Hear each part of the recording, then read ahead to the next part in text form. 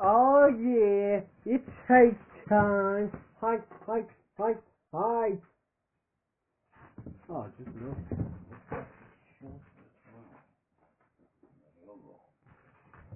I'm sorry, I'm talking about my bookmarks. Yeah, a lot shorter. It will still work. Anyway, let's begin. Five Nights at Freddy's, The Twisted One. But do another let's read. Five Nights at Freddy's, The Twisted One. Written by Scott Kaufman and Kira Breed Wisty. Read by Eddie Weaver. Also theorized by him because I like theorizing on these books. So, let's begin. Don't trust your eyes. Start to tread well. You take out the tree, it's weed well. Tread well. Anyway. Walk back and forth across the platform at the front of the auditorium. Her steps were slow and even, almost hypnotic. Your eyes deceive you every day, filling in the blanks for you in a world of sensory overload. An image of dizzying the detail lit off the camera screen behind her. When I say sensory overload, I mean that quite literally. At every moment, your senses are receiving far more information than they can process as one, and your mind is forced to choose which singles to pay attention to. It does that based on your experiences and your expectation of what is normal. The things we are familiar with are the things we can, for the most part, ignore. We see this most easily with day fatigue. Your nose ceases to perceive a smell when you've been around it for a while. You may be quite thankful for this phenomenon, depending on your habits of your roommate. Like he farts in the street.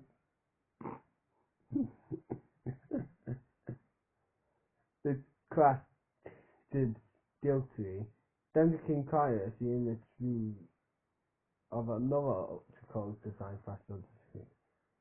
So gave a hint of smile and continued. Your mind creates emotion when there is none. It fills in colors and based on what you've seen before and calculates what you should be seeing now. Another image flashed onto the overhead street. If your mind didn't do this, then simply walking outside and seeing trees would consume all your mental energy, leaving no resource to do anything else. In order for you to function in the world, your mind fills in the spaces of that tree with its own leaves and branches. 100 pencils scribbled at once, filling the echo with sounds like mice. So, what? So so you take in every, so we go to a new phrase, sensory overload.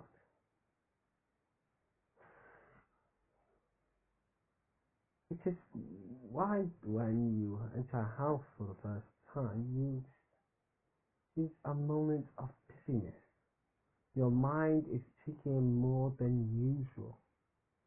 Showing a floor plan, creating a palette of colors, receiving an inventory of images to draw on later. So you don't have to go through that exhausting intake every single time. The next time you enter that same house, you already know where you are. Ugh. That is weird. Charlie. Charlie. Oh, it's whistling, but it's shouting. Charlie. Charlie. I think that's good enough. I just always whistle inches away from it. The name. Inches away from the area. Oh, so we're still following Charlie. Yay! Charlie kept writing. She was staring straight ahead at the stage at the foot of the lecture hall. As it dotted treadmill on, she paced past her, occasionally feeling onto the tree screen to end. Occasionally bringing her arm towards the screen to illustrate her point. Sorry about that.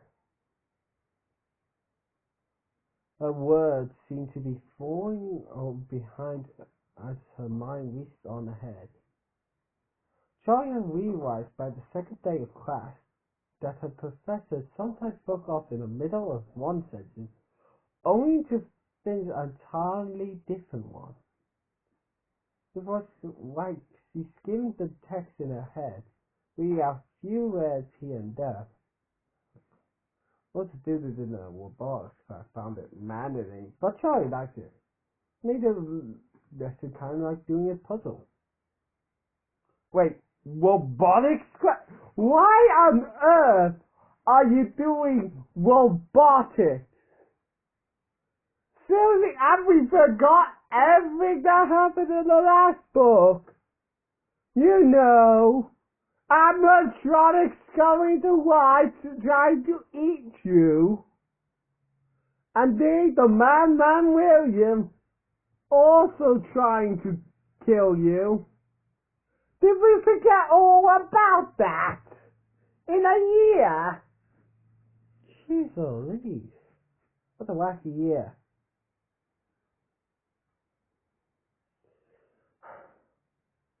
A short puzzle, whatever you say. The screen flashed again.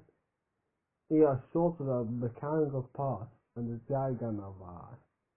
This is what you must recreate. Dr. Treadwell stepped back from the entry, turned to look at it with the class. Basic artificial intelligence is all about sensory control.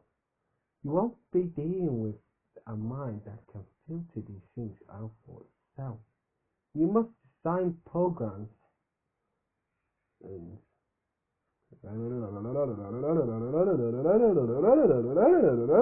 sorry. You must design programs that recognize basic states by discarding unimportant information. You must do for your robot what your own mind does for you. Create a simplified and organized assembly of information built on what's relevant. Let's start a walking through an example of basic set recognition. Here's his voice again. Let's see read a pencil and PC up the figure over the shoulder. Offend, Artie, trying to shoot away. Artie, Farty, Artie. Sorry. The chest of cost. Moment. 4.5 step behind was best. Surely to catch up. Actually not stitch a single line. So what should I do for him? Another male count. I think he's staring at the fool. So let's take like that. Sorry. The paper in front of her was covered in formulas, notes in the margins, sketches, and diagrams. She wanted to get everything down all at once. Not just the math, but all the things it made her think of. She could tie the new facts to things she already knew. She retained it much more easily. She felt hungry for it, alert, watching for new tidbits or information like a dog under the dinner table. Like the best there. I like the best tea.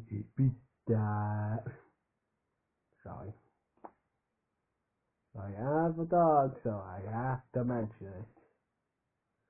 A boy near the phone reached his hand to ask his cousin. The child stopped for a brief fair and picture. Now the whole crash would have to start while Transman went back to explain a simple concept. Charlie recommend wonder, sketchy as seen in the original motor. John would be here. You guys were saying what? Ow. John's back? Yeah, could do the this voice. Are you sure about Charlotte? I miss doing that voice. I told them maybe someday we see each other again. I guess it's someday. I'm still going for the whole L thing with Charlotte.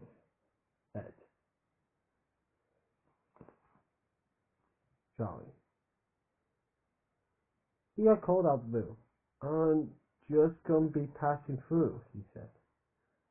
And Charlie hadn't bothered to ask her how he knew where she was. Of course he would know.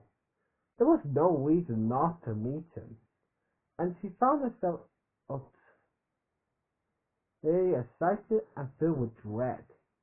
Now, as she actually gradually was telling your thoughts along the bottom of the notepaper, the stomach jumped. A little spasm of mirth.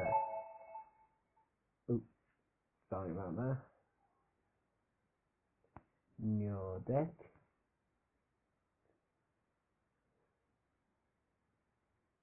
Probably last since she last saw her. Sometimes it felt like she seen it yesterday. As if the last year hadn't passed. But of course that had. And that thing had changed for Charlie once again. That May, the night of the 18th birthday, the dreams had begun. Charlie was no longer constant to nightmares. The worst moments of the past forced up like bile into twisted versions of memories already too terrible to recall. Just as once, she shoved these dreams into the back of her mind in the morning and sealed them away, knowing they would only bring it. Then I fell again. These dreams were different. When she awoke, she was physically exhausted. Not just dreams, but sore. Her muscles weak. Her hands were stiff and aching, like they had been clenched into fists for hours. These new dreams didn't come every night, but when they did, they interrupted her regular night nerves and took them over. It didn't matter if she was running and screaming for her life, or wandering aimlessly through a dull mismatch of various places she had been always. Suddenly, from nowhere, she was censored. Sammy, her last trim bottle, me. Oh, Sammy! Yeah, he was one of the kids as well as Michael, who was killed in the last book, I think. I remember correctly.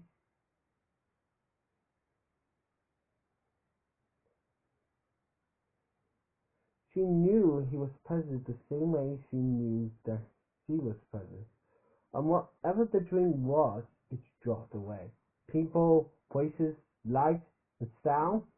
Now she was searching for him in the darkness, calling his name. He never answered. She would drop to her hands and knees, feeling her way through the dark, letting his presence guide her until she came to a barrier. It was smooth and cold metal. She couldn't see it, but she hit it hard with one fist and it echoed. Honey? She would call, screaming harder. She stood, reaching up to see if she could scale the slick, scale the slick surface. Sorry, that was a weird word for me to say. The slick surface. Sorry about that. But it stretched up far above her head. She beat her fists against the balcony until they hurt. She screamed her mother's name until her throat was raw. Until she fell to the floor and leaned on the solid metal, pressing her cheek to its cold surface, and being for a whisper from the other side. He was there. She knew it, as surely as he was a part of herself. She knew in those dreams that he was present, worse than when she was away. She knew he was not. In August, Charlie and Jen had their first fight. They always been too distant to really argue. Oh, skipping again. Oh, maybe we'll go back to that. They always, sorry. Charlie never felt no need to rebel, because Jen provided no real authority, and Jen never took anything Charlie did personally, never tried to stop her from doing anything, as long as she was safe.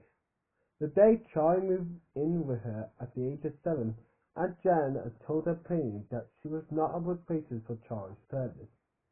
By now, Charlie was old enough to understand that John had meant acts of respect, to reassure Charlie that her father wouldn't be forgotten, that she would always be his child. But at the time, it seemed like a stone did. Admonishment? I think admonishment. Admonishment. Yeah. ADMONISHMENT,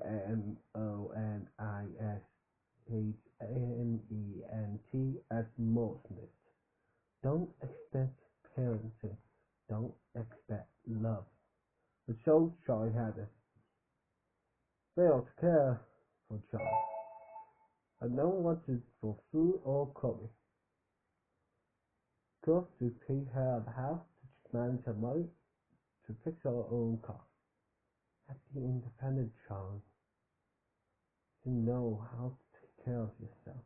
You have to be strong again. She caught herself up, but Charlie knew how to understand it. Then your father. Shut up, Facebook. Oh. Shut up, Firefly.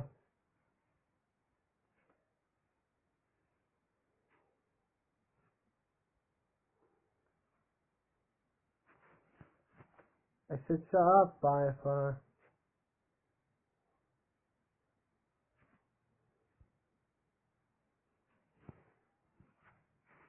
Sorry about that. But that's the Brexit.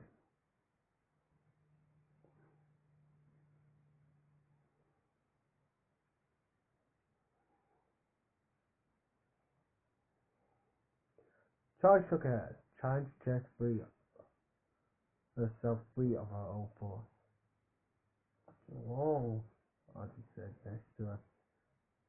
Nothing. She whispered. She went on a pencil again. The silhouette up, over, down, but the graphic reading thicker and thicker. Charlie told Jen that she was going back to Holgate, and Jen's face turned stony, her skin paler. Why would you do that? She asked with a tone of voice. Yeah, that works. Charlie's heart beat faster. That's what I wanted. I need you more than I need you. The forward turning had been nagging at her for the months, growing stronger with each passing week. One morning she woke and the choice was made. Fine, sitting in her mind was solid. Jess is going to college at St. George, she told Aunt. She's starting the summer semester so I can save her hair on there. I want to see the house yet. There's so much I don't understand. It just feels important. She finished weekly. faulty as Jen's eyes, dark blue like marble. Jen didn't answer for a long moment. Then she said simply, "No." "Why not?" Charlie answered once. Then I think of before. But that, after what happened yeah. But she and Jessica and the others went back to Freddy's. Oh yeah, Jessica was also there. So John and Jessica also with us. Yay! Awesome. That means I can reuse this voice too. I think this is the voice I used for Jessica. Let's go the whole fine truth behind the murders at all father's face of her father's old Peter. Things had changed between them. Charlie had changed, and now she met Jen's Grace determined. "I'm going," she said, trying to keep her own voice steady. Then everything exploded. Charlie didn't know which of them started shouting first, but she screamed until her throat was fiery and sore. Here had every pain she ever inflicted, every hurt she had failed to repent. Jen shouted back that she only meant to care for Charlie, that she was done her best. She reassuring words that somehow dripped with poison. "I'm leaving!" Charlie screamed with finality. She started for the door, but Jen grabbed her arm, yanking her violently back. Charlie stumbled, almost falling before she caught herself on a kitchen table. Jen let her hand drop with a structured gesture. There was silence, and then Charlie left. I stood back.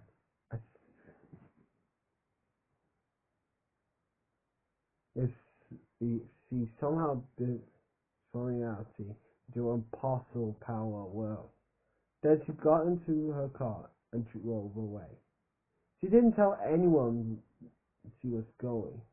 Her friends were not close friends. There was no one she owed an explanation. When Charlie got to Hurricane, she intended to go straight to her father the next few days to accelerate to stay there for the next few days until Jessica arrived on campus. But as she reached the city limits, something stopped. What is wrong with me today? Something stopped her. Can't, she thought. Can't ever go back. She turned the car around, drove straight to St. George, and set her car full. Really? You sat in your car for a week? Well, I know you can do it, but geez. A week? A whole week in your car? It's only after Charlie knocked. Jessica opened the door with a startled stare that Charlie realized that she never actually mentioned her parents to Jessica on who they all planned it. She told her everything, and Jessica had been offered the rest of the stay. She had slept on the floor the rest of the summer, and as she forced her to approach her, said to leave. "It's nice to have someone who actually knows me here," she had said, and on consistently. Charlie hugged her. "Aw, that's cute. We're getting the cute stuff out the way before we go into the dark stuff. Because this book's gonna get dark. Nightmares on the cover, that's all." Charlie had never cared about high school.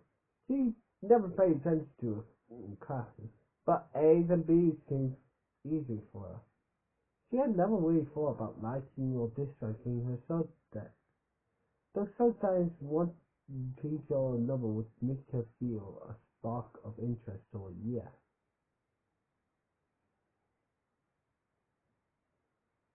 Charlie hadn't thought much beyond the end of summer, but as the ivy picked the tracks to course tower, We saw French cultures in the robotics. The Didactics, I don't know what was up with that. Someone clicked into place. St. George was among the colleges she had been accessing to early that year, though she hadn't really intended to go to any of them. Now, however, she went to the office and pleaded she was allowed to enroll. Despite having missed the deadline by months, still someone I don't understand. Charlie wanted to learn. These things she wanted to learn were very specific. Of course, these were things she had to learn before a robotics course would make any sense at all. Math has always been straightforward. Yeah, math has always been straightforward. Functional, sort of like a game chart. You did the thing you supposed to do and got the answer. But it had never been a very interesting game. It's fun to learn something new, but then you have to keep doing it for weeks or months for your goal. That was haiku. But in the first calculus class, something had happened. It was as if she'd been weighing big for years to her showing. Seeing nothing but there's someone pulled her back a few steps and said, "Here, look, you've been building this castle. Go play inside." And that's all for today, Professor Treadwell said at last. Charlie looked down at the paper, realized she never stopped moving her pencil. Lock lines right through the page on the desk. She wrote the box the other street, and then she opened her binder to put away her notes. She poked her head over her shoulder and but he already got a good one. What is that? A secret code? Asked it off. It's just the math. Charlie said a little carefully. Put away the notebook in her bag. Archie was cute in a goofy way. He had always a pleasant face, dark eyes, and curly brown hair. Oh my god, it's Sean in the book! Archie is Sean.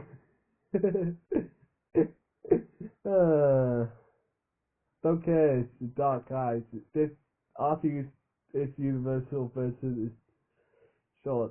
So the last book we had saw the universal version of me. Now in this book we see the universal version of Sean. Or dimensional variant of Sean.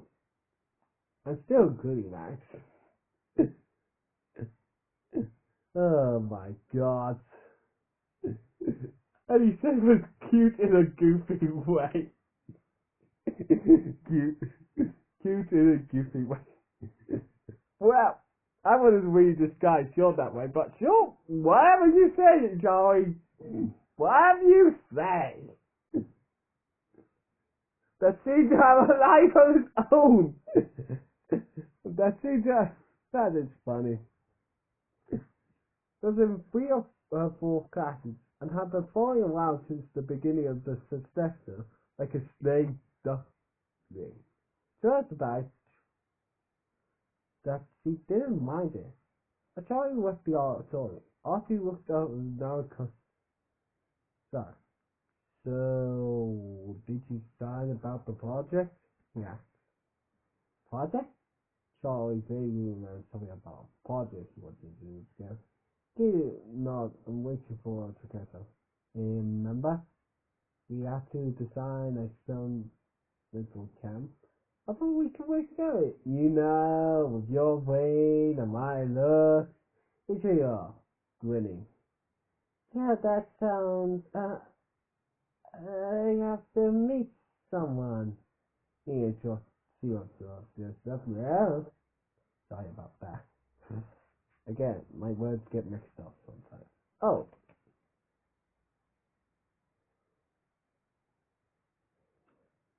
I'm close to the end anyway. I don't mind that. I'm gonna end it. Next time we continue on to Picture Advent. See you guys then.